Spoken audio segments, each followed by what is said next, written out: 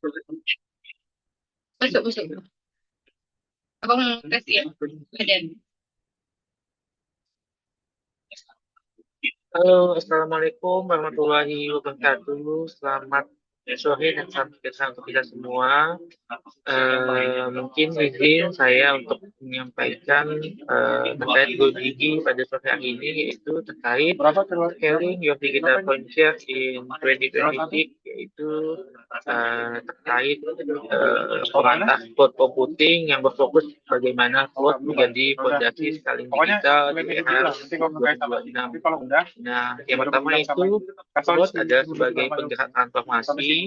Cloud bukan hanya teknologi, tetapi sebagai katalis perubahan bisnis yang memungkinkan transformasi digital lebih cepat dan scalable. Kemudian di era AI ini itu survei McKinsey itu memaparkan bahwa pemakaian AI ini meningkat sebesar 33% mulai tahun 2023 sampai dengan 2025. Nah, ini menjadi suatu pertanyaan strategis. Nah, bagaimana kita untuk apakah membangun cloud infrastruktur sendiri atau dengan menggunakan cloud? Nah, ini bisa kita lihat contohnya itu pada supply chain infrastruktur di mana mempunyai supply chain yang panjang, server, storage, jaringan yang kompleks dan mahal. Nah, kemudian masalah supply chain itu di IT infrastruktur supply chain itu pada GPU dan memori ya, GPU dan memori, storage, kemudian dampaknya itu ke on-premise itu lead time lebih lama karena supply chain on-premise jadi lebih lambat dan mahal. Nah, itu pun sebagai solusi terhadap masalah ini. Nah, terkait selanjutnya terkait kompleksitas on-premise itu mengolah infrastruktur sendiri untuk menjawab banyak hal, siapa, bagaimana, kapan, dan lain-lain. Artinya kompleksitas tinggi. Nah, kemudian bagian kedua yaitu kelas architecture, yaitu konsep dasar cloud, model layanan, dan bagian tanggung jawab. Ini ada tiga ya. Yang pertama itu ada SaaS statistik, kemudian ada service model, dan deployment model.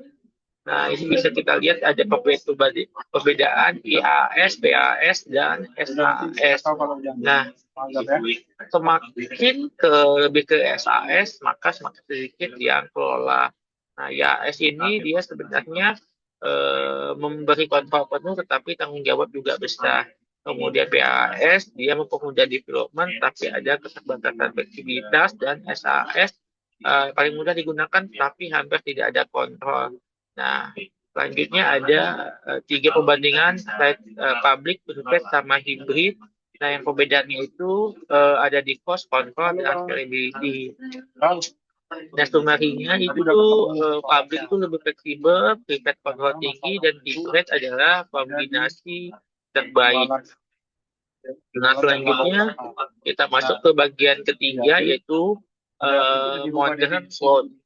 Modern code ini fokus pada code natif, scalable, dan secure system.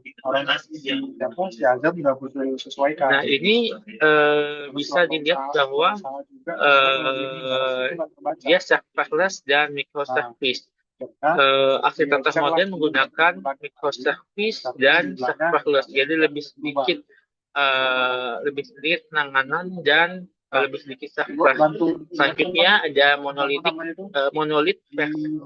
versus microservice. Monolith sulit untuk scaling, sedangkan microservice lebih fleksibel dan resilient. Nah, perbedaannya ini bisa dilihat bahwa modern scale ini lebih modular dan scalable. Kemudian selanjutnya kita masuk ke bagian strategi dan implementasi. Dan kita masuk bagaimana implementasi cloud itu ada di 6 strategi, yaitu rehost, replatform, repurchase, refactor, retire, dan retain. Nah, rehost ini adalah lift and shift, dia paling cepat. Kemudian skill platform ini sedikit optimasi tanpa ubah arsitektur, kemudian dari case ganti aplikasi dengan SAS, kemudian refactor, redesign total, ROI-nya yang paling besar. Kemudian retire ini hapus aplikasi yang tidak dipakai, dan terakhir retain itu tekan dulu aplikasi yang belum siap untuk migrasi. Nah, ini adalah FinOps model. Ini kalau itu butuh manajemen biaya. Nah, solusinya itu adalah FinOps frameworks. Ya penjualan sama laba Nah, usaha FinOps model ini kita fokus pada cost visibility, optimization, dan value. Kemudian selanjutnya monitoring penggunaan code adalah kunci dari efisiensi biaya. Nah, mungkin demikian saja presentasi dengan kesimpulan bahwa code adalah fondasi utama untuk scaling AI dan digital bisnis dengan pendekatan hibrid, arsitektur microservice, dan pengelolaan biaya melalui FinOps. Mungkin itu saja yang dapat saya sampaikan. Terima kasih. Wabillahi taufiq. Assalamualaikum warahmatullahi wabarakatuh. Waalaikumsalam warahmatullahi wabarakatuh.